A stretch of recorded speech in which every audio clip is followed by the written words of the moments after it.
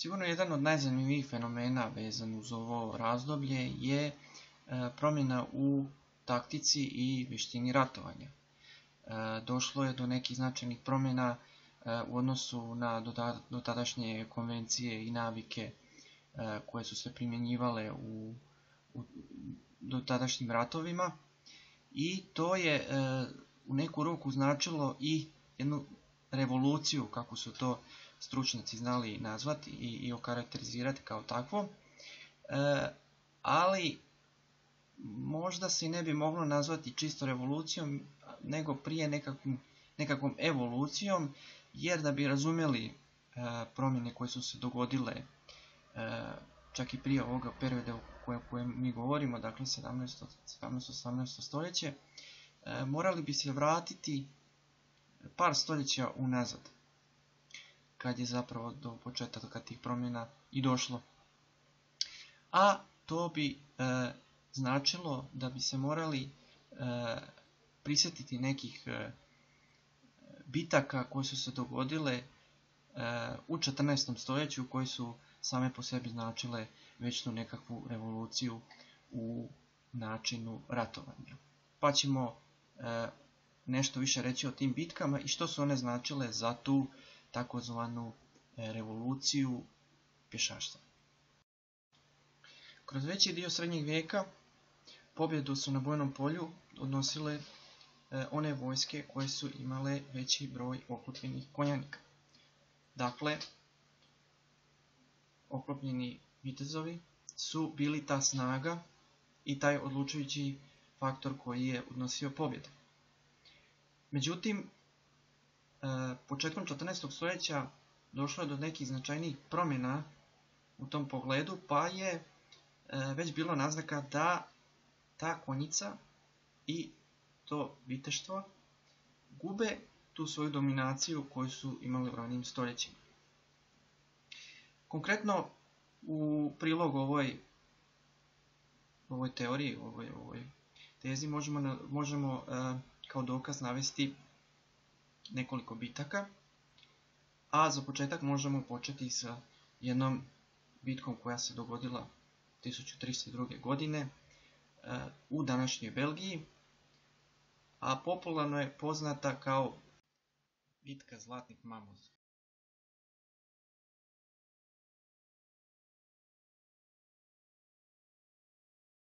Naime, radilo se o jednom pokušaju slamanja pobune od strane francuskog kralja Filipa IV. Lijepog, protiv kojeg su se pobunili u ono vrijeme flandrijski gradovi, koji su bili nezadovoljni francuskim odnosom prema njihovoj pokrajini i prema njima kao trenutnim podanicima francuskog kralja. Naravno, Filip je poslao svoju vojsku, svoje vitezove, no oni su doživjeli kod grada Courtrai katastrofalan poraz. I to od jedne vojske koja se uglavnom sastojala od građana, tako rekli bih običnih ljudi, u kojoj je bilo vrlo malo, što bi se u tom smislu reklo, profesionalnih vojnika. Dakle, u onom smislu u kojem se do tad smatralo profesionalan vojnik, znači profesionalan vojnik bi bio vitez, oklopljeni vitez koji je bio opremljen na svoj trošak i koji je, ako je bio većeg ranga, vodio svoje vazale, svoju pratnju s ovom u rat. Takav je bio sastav francuske vojske. Međutim, u toj bitci je poražena, ta ista vojska je poražena od jednog novog modela vojske, jednog novog profesionalizma. Znači, ljudi koji su bili istrenirani, da tako kažemo, odnosno obučeni na način da se bore kao profesionalni pješaci i kao takvi su i nanijeli težak poraz francuskoj konjici. Dakle, na primjeru ove bitke možemo govoriti o početku gubljenja dominacije konjice u ratovima kako je bila do tada.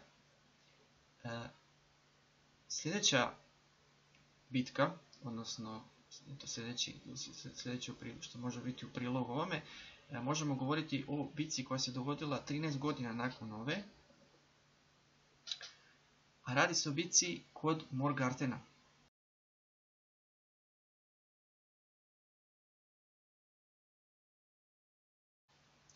Dakle, 1315. godine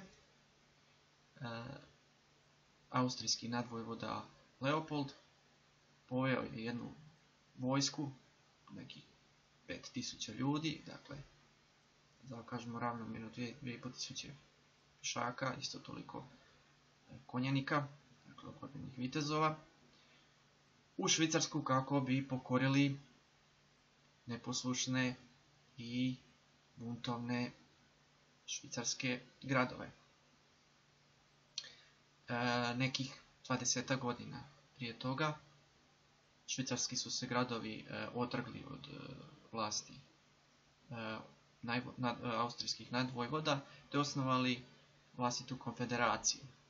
Usporedo s tim je išlo i osnivanje vojske koju su Švicarci stvarali na nekim, možemo reći, starim temeljima, ali u ono vrijeme i novim. Naime, o čemu se tu radi? Švicarci su svoju vojsku, koju su uglavnom činili pješaci, organizirala na način kako su bile organizirane vojske koje uobičajeno nazivamo falangom, dakle one u vrijeme Aleksandra Velikog, njegovog oca Filipa, te njegovog nasljednika. Dakle, to su bili vojnici koji su se služili dugim kopljima, čak i do 4 metra, jer su shvatili da jedino tako može i onaj slabije oklopljen vojnik može se držati i protiv juriša oklopljenih konjanika.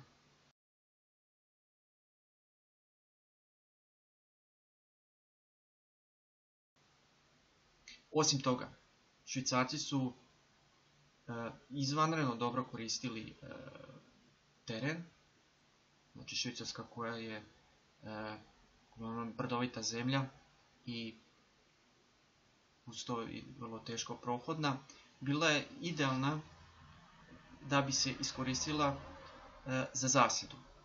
Upravo u takvu zasjedu su upali konjanici austrijskog nadvojvode, gdje ih je malobrojna vojska, Švicaraca je bilo 1500, uhvatila u zamku i doslovno izmasakrirala.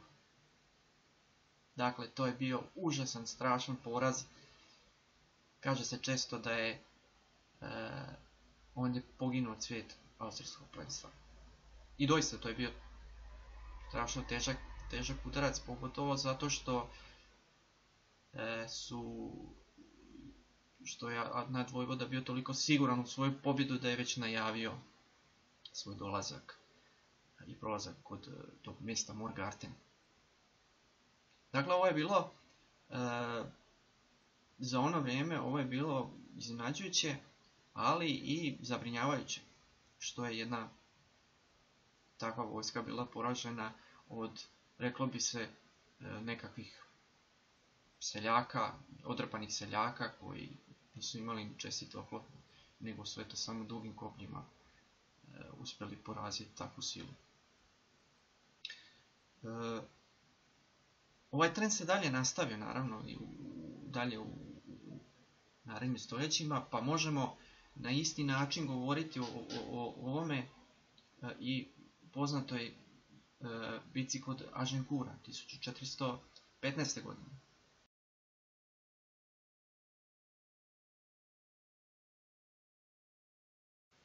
I ovdje se radilo o ostvarivanju premoći pješaka nad konjicom.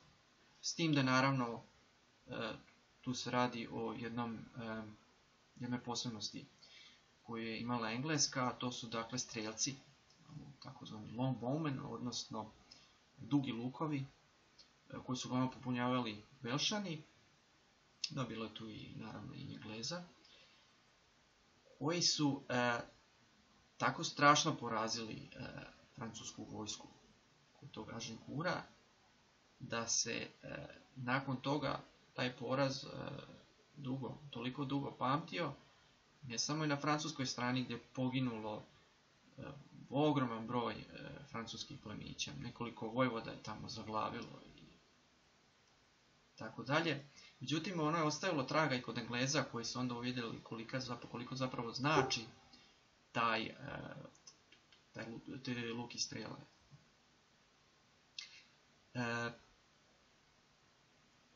Isto će se nastaviti dalje tako kažemo, i u ovom 14. odnosno ovom 15. stoljeću, bar što se tiče Švicaraca, koji su nastavili onu taktiku koju su isprobali ili recimo koju su skovali kod Morgartena. Međutim, kako to obično ide, polako je počela i ta taktika zastarijevati. Naime, što se događalo? Mnogo toga je povezano uz razvoj vatrenog oružja. Dakle, tamo negdje od sredine 14. stoljeća, ali recimo stvara početak raširenje upotrebe masivnog vatrenog oružja velikih topova, počeo je negdje tamo sredinom 15. stoljeća, a s njime usporedo je išlo i razvoj vatrenog oružja za pješake, dakle one, tako kažemo, primitivne puške, arkebuze, koje su istina često znale biti fatalnije za onoga koji je njima rukovao nego za one koje su oni ciljali. Međutim, čak i u tom ranom stadiju je bilo jasno koliko znači taj novi izum i koliko će on imati važnost sa svojim usavršavanjem i sa svojim širenjem, koliko će imati u budućnost značenje. To se pokazalo odmah u jednoj seriji bitaka, sukoba, koji se inače obično nazivaju talijanski ratovi, a recimo da su u širem smislu trajali tamo od kraja 15. stoljeća, recimo negdje od 1493. pa sve do, ako računamo i one dalje sukobe u koje je bila uključena Francuska protiv Svetog Rimskog carstva, sve do 1558. do onoga ugovora u Cateau Cambrésis, u kojem su se dogovorili napokon o miru.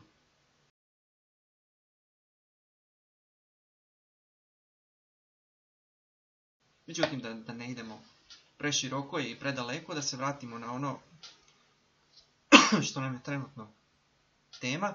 Dakle, u ovim ratovima se počela već pokazivati ta pomalo to zastarijevanje švicarske taktike. Kao prvo, Švicarci su pokazivali znakove arogancije, što je značilo da nisu poštovali baš disciplinu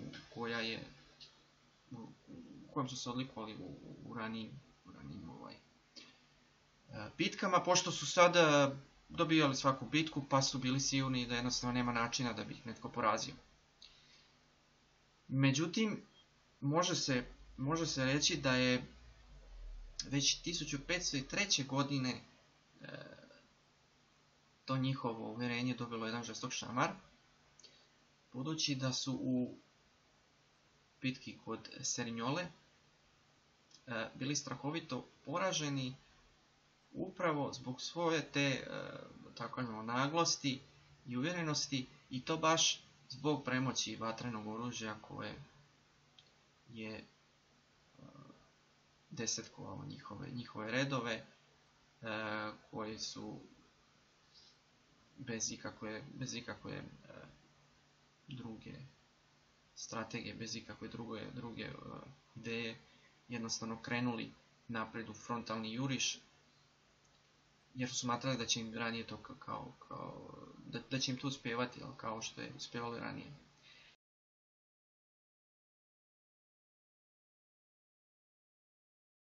Međutim, nisu računali da su pred sobom imali protivnika Španjolce koji su već razvijali neke nove metode, neke nove taktike koje su pokazivale sve više uspjeha. Kod Serinjole je pokazao svoju, iako već od ranije bio poznat kao uspješan zapovjednik, slavni španjolski vojskovođa Gonzalo Fernando de Cordoba, odnosno poznati kao El Gran Capitan.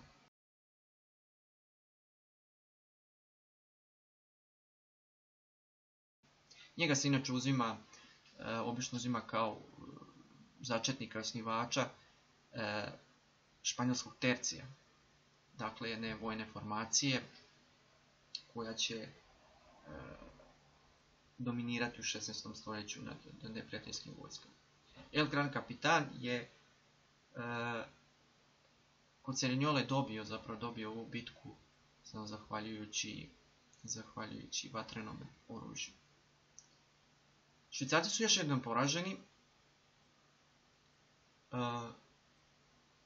još jednom od Francuza, budući da su opet pokazali iste te slabosti kao kod Serinjole, i to 1515. godine u bitci kod Marinjana.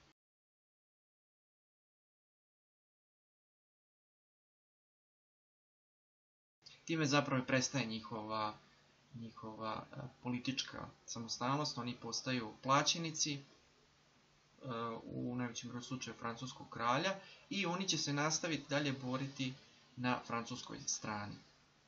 To je ponovno značilo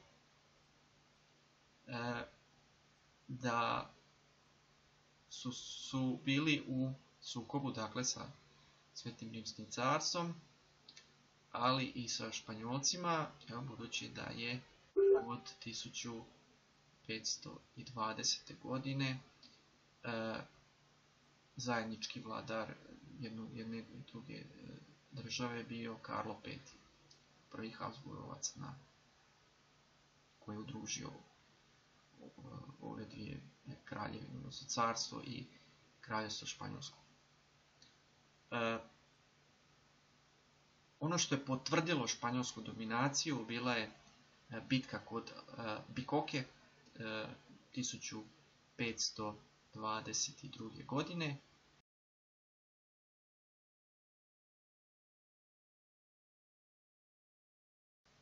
Ponovo zahvaljujući taktici koju je razvijala španjolska vojska.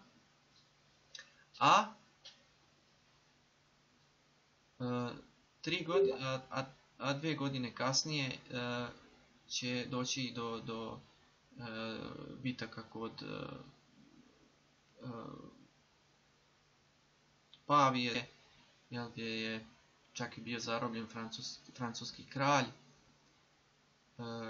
što će napokon, da tako kažemo, zacementirati ideju o španjolskoj nepobjedivosti.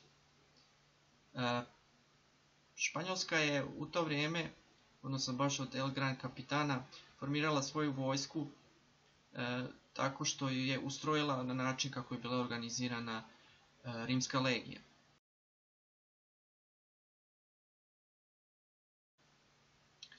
Dakle, bila je sastavljena od velikih odreda, znači 6000 ljudi, ono što bi odgovaralo rimskoj legiji, koje su se zvale coronelias. Dakle, recimo da je riječ pukovnik, odnosno osnovna po tom ustroju, osnovna vojnički odred, dakle pukovnija regimenta, došla upravo na snagu, odnosno ostvarena upravo za vrijeme El Gran Capitan. On je podijelio taj svoj coronelias, podijelio ih je na 10 kapitanija, koji su se sastojale, koja svaka imala po 500 kopljanika, imala je 200 boraca sa mačevima i 100 arkebuzira. Zanimljivo za Terciju da će zapravo i ono što je bila njegova snaga, ali ono što će na kraju biti i njegova slabost kad krajem 16. stoljeća ponovno dođe do promjena u taktici i u vještini ratovanja. To što u Terciju nije bilo nekog većeg povećanja broja arkebuzira, dakle, ili općenito ljudi koji su rukovali vatrenim oružjem.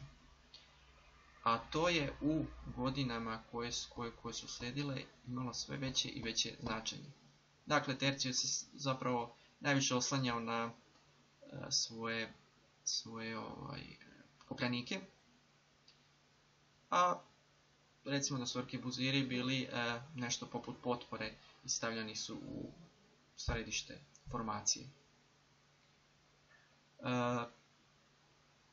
To je, ovako ukratko da kažemo, dakle nekako ta geneza vojničke vještine do sredine 16. stoljeća, kad već dolaze, kao smo rekli, dolaze već neki novi trendovi, neke nove promjene u vještini ratovanja. Međutim, prije nego što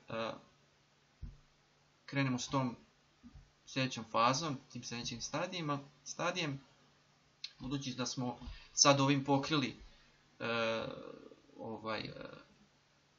tehničke, tako kažemo, detalje i pojedinosti, trebali bi objasniti kako i na koji način zapravo došlo do ove takozvane revolucije, i što je omogućilo, zbog čega je u prvom redu do nje došlo i na koji način se može objasniti njeno,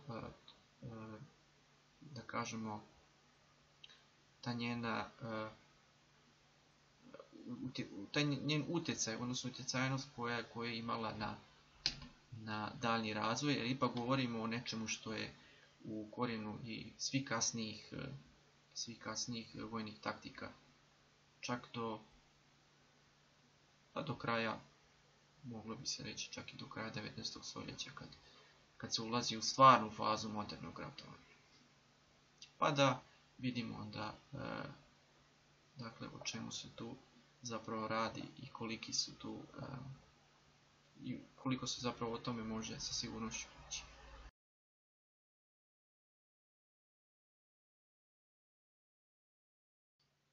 Postoji jedna jako dobra zbirka radova engleskih povjesničara koja je obradila, dakle, ovu temu ove revolucije, vojne revolucije i na koji način je ona provedena, uzroci, pojave i tako dalje.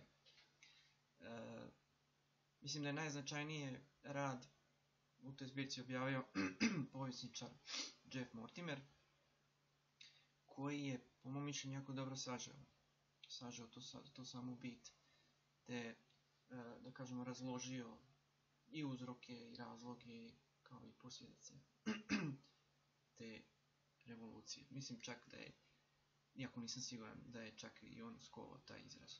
Uglavnom,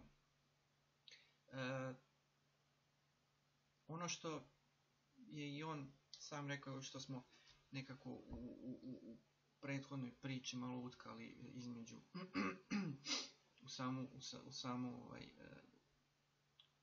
sam narativ. Možemo govoriti o revoluciji u tom smislu da je u relativno kratkom vremenu došlo do velikih pomaka, tako kažem, velikih promjena u umijeću ratovanja i taktike. U prvom redu došlo je do omasovljavanja. Znači mi imamo primjere u srednjovjekovnim bitkama kad se ne bore više od par tisuća ljudi, ako i toliko, recimo neke bitke slavne koje se danas pamte, možda po nekim čak i pretjeranim brojkama koje navode suvremenici i tadašnji povjesničari, a znamo da su oni voljeli pretjerivati u tim brojevima, i ne samo oni, nego i povjesničari od antike, jel? Da se zapravo radilo o nekim manjim okršajima u kojima je sudjelovalo možda i čak i manje od 1000 ljudi na jednoj strani. Kad govorimo o masovljavanju, dakle, ono dolazi do izražaja od onog trenutka kada počinje jačati kraljevska vlast. Najbolji primjer toga je zasigurno Francuska. Jer inače Francuska je primjer jedne države u kojoj je najranije uveden kraljevski apsolutizam. Francuska se od ranog srednjeg vijeka najviše borila protiv to nekog feudalnog partikularizma. On čak nije bio tako snažan kao onaj u Svetom Rimskom carstvu, gdje će on paradoksalno postati, zapravo s vremenom postati tek problem za careve. Francuska se konsolidirala nakon stogodišnjeg rata i u najvećoj mjeri je stogodišnji rat i uvjetovao to da Francuska izraste u jednu silu s jednom dobro organiziranom vojskom, prilično velikom vojskom, nad kojim je stajao kralj kao apsolutni vladar.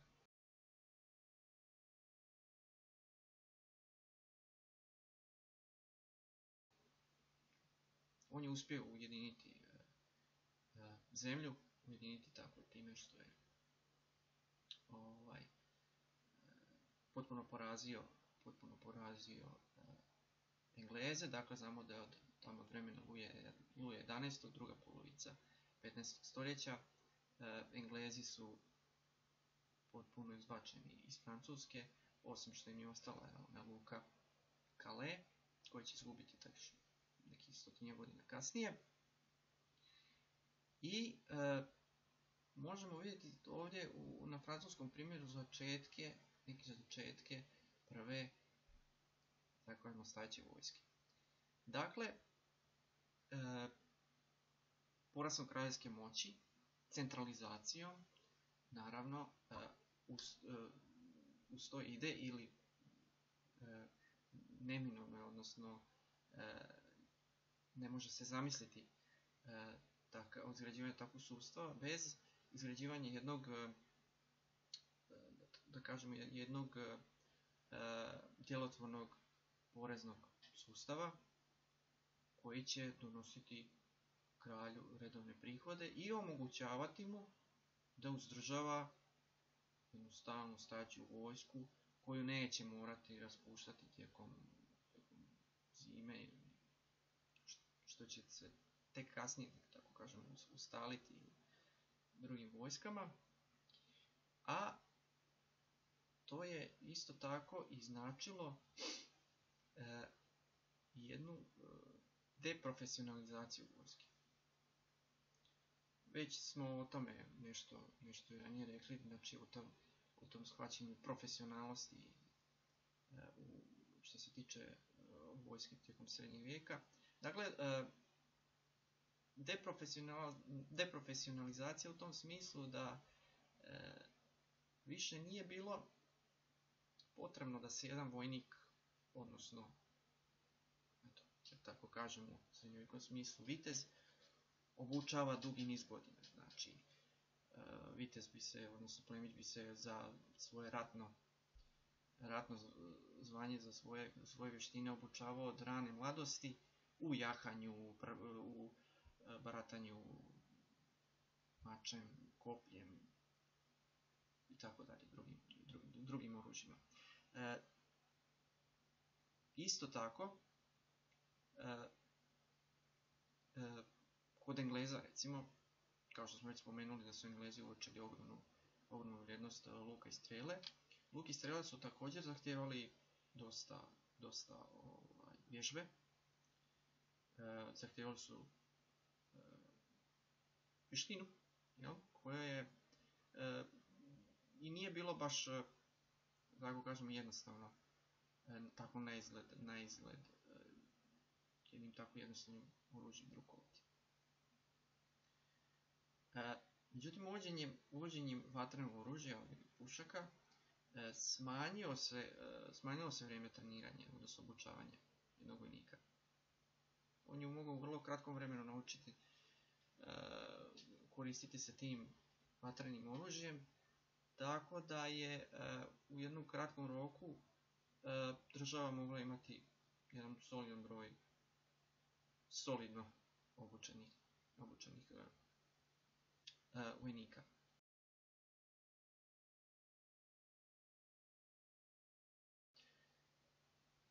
To će naravno doprinijeti i tom omasovljavanju. Dakle, razvoj vatrenog oružja ide nekako usporedo i sa sve manjom ulogom konjice. Naravno, ne u smislu da se konjica više nije koristila. Dapače, koristila se, međutim, konjica je u ono vrijeme počela dobivati neke druge, da kažem, funkcije. Dok se u srednjem vijeku konjica se koristila za frontalne udare, dakle ono što bi se inače nazvalo šok odredi, koji su se uglavnom oslanjali na udar i koji su činili plemići.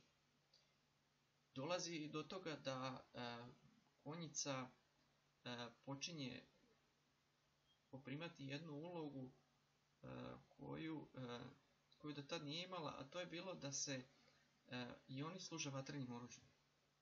Naravno, to nije značilo da su se prestali služiti hladnim oružjem kao do tada, međutim, nekako se davala prednost vatrenom oružju, budući da konjica više nije mogla kao ranije vršiti te frontalne udare, baš zbog razvoja te taktike, te strategije dugih kopalja, koje za konjicu bila smrtonosna, ako bi konjica pokušavala nekakav juriš frontalni udar na odre kopljanika, to nikad nije moglo dobro završiti. U tom smislu, dakle, iz tih razloga, konjica je počela koristiti jednu taktiku koja će biti raširena u 16. stoljeću, a zvala se puž, odnosno karakola. To je bila jedna taktika koja je, recimo, u nekom smislu oponašala način na koji su pješaci koristili vatreno oružje, s tim da je se više uzela na svoju brzinu. Ali naravno, zahtjevala je više vještine i više vježbe da bi se postigla, da bi se maksimalno iskoristilo to. Dakle, u čemu se radilo? Jedan odred konjevnika bi se zaletio na neprijatelja, sad da zamislimo jedan odred kopljenika koji stoje spremni, postavljeni kopalja, i u punom jurišu trku zaustavili bi se tek nekoliko metara dalje od neprijatelja, izvukli svoje pištolje, obično su imali 2 para pištolja, ispalili i zatim naglo okretali konja i povlačili se nazad. Novi red bi ih zamjenjivao, opalili bi i oni, ponovo se oni vraćali i to je tako išlo u krug.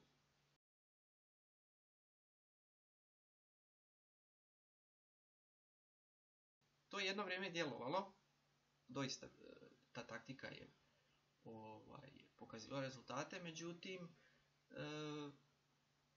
tamo krajem 16. stoljeća, kao što smo spominjali, opet je došlo do nekih promjena, pa i ta taktika bila napuštena, pa se vratilo ponovno onim starim metodama, no o tome u sljedećem videu, kad ćemo više govoriti o tim promjenama baš u 17. stoljeću.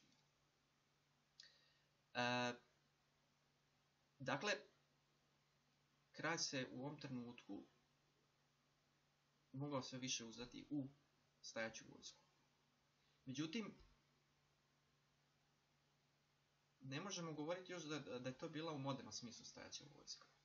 Recimo da je kralj mogao imati određen broj svojih vojnika, međutim on se i dalje morao uzdati u plaćenike. Francuski kraljevi su se najviše uzdali u švicarce, naravno, koji su se, nažalost, u ono vrijeme više pokazali kao topovsko meso zbog svojih svoje zastarjele taktike. Međutim, bili su i dalje korišteni kao korisni na vojnom polju. Ono što će preuzeti, da tako kažem, što će postati sustav nekako u cijeloj Europi, je nešto što se vrlo često koristilo, bilo rasprostranjeno u Italiji i prije italijanskih ratova, znači tamo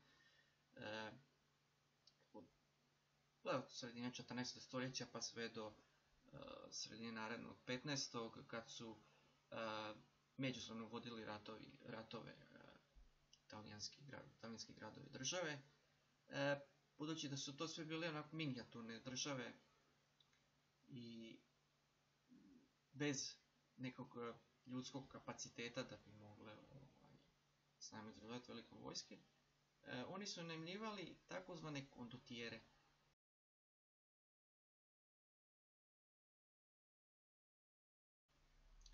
To su bili ljudi, vojskovođe, koji su bili sposobni sami izdržavati svoju vojsku, plaćati svoju vojsku, i oni bi po potrebi određenih vojvoda talijanskih okupljali vojsku i pripremali ih za bitku protiv protivničkog rada države.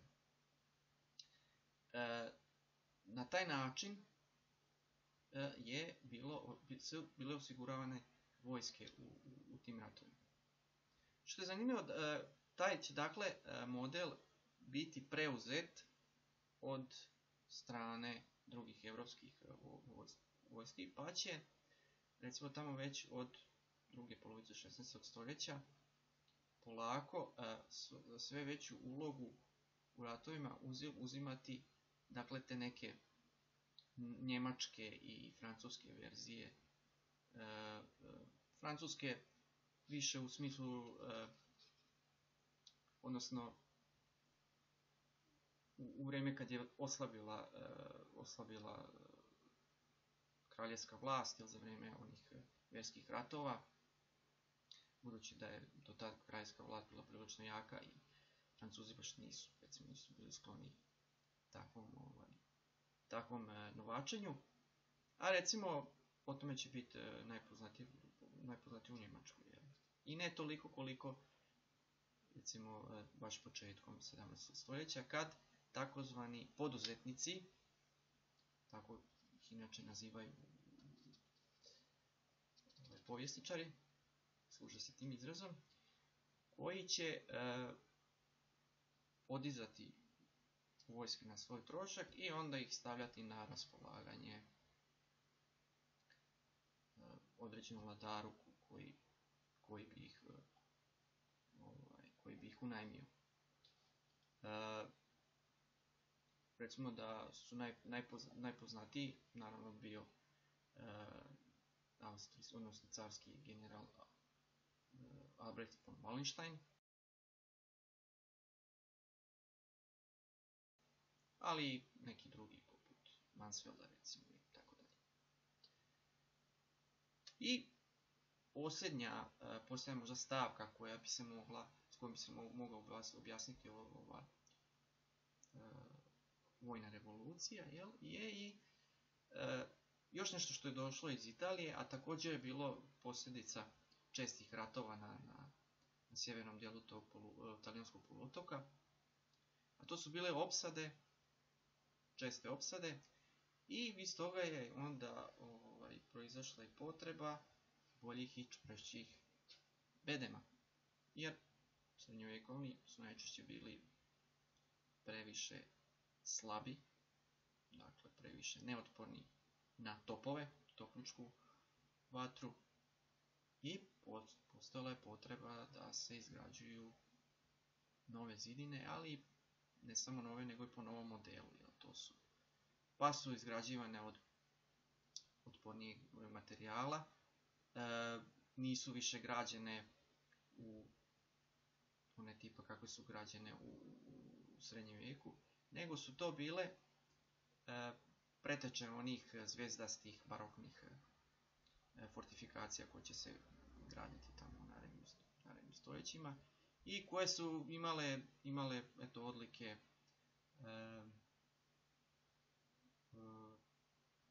koje su bile, dakle, teže za razbijanje, dakle nije se više moglo razmišljati o nekim zastarelim opsadnim oružjima. Jednostavno je trebala veća vatrena moć da bi se sad gradovi zauzeli, i to je zahtijevalo i veće napore i veće.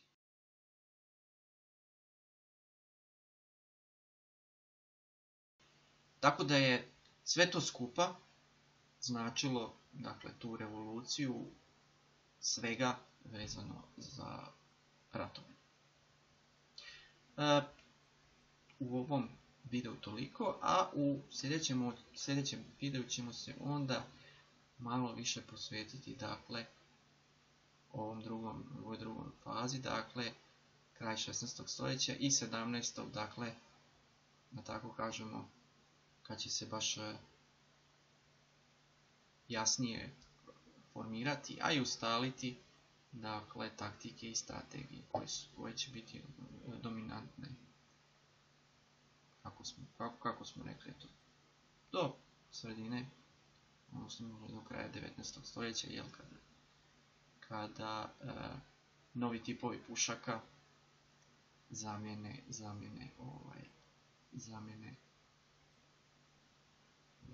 i ne samo pušaka, nego drugog oružja zamjene one ranije koji su bili dominantni. Pa do sljedećeg puta, lijep pozdrav!